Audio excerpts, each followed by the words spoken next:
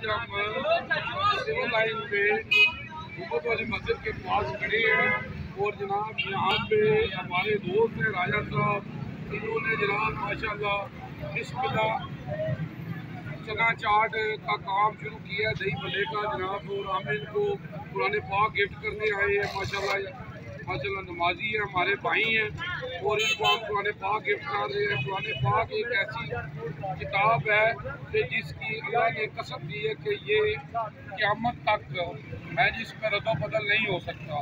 قرآن پاک میں اللہ فرماتا ہے انسان کو وہی ملے گا جو اس نے کوشش کی۔ تو آج ہماری بھی ایک کوشش ہے جناب کہ ہم قرآن پاک گفٹ کرتے ہیں۔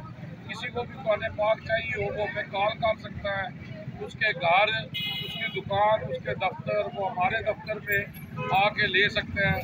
وہ جہاں بھی ہوگا ہم اس کو وہاں پہ قرآن پاک بسم اللہ پہنچائیں گے۔ اور یہ آج ہم جناب رائے صاحب کو قرآن پاک گفٹ کرتے ہیں۔ اللہ قرآن پاک میں فرماتا ہے کہ میری رسی کو مضبوطی سے پکڑ لو، اور وہ رسی قرآن پاک ہے۔ تو آئیں جناب، السلام علیکم۔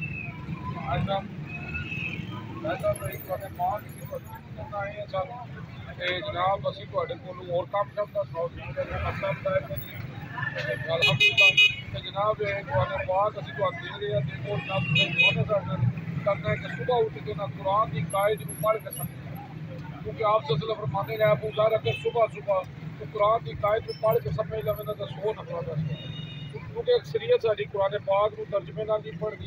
ساری کوشش ہے کہ جناب اسی عوام نو ترجمے نال قرآن پاک جناب گفٹ کریے، قرآن پاک ترجمے نال پڑھیا جائے کہ اللہ اپنے بندے نو کہہ رہے ہیں ساری سمجھ آ جائے۔ تو بہت شکریہ جی، جزاک اللہ جی۔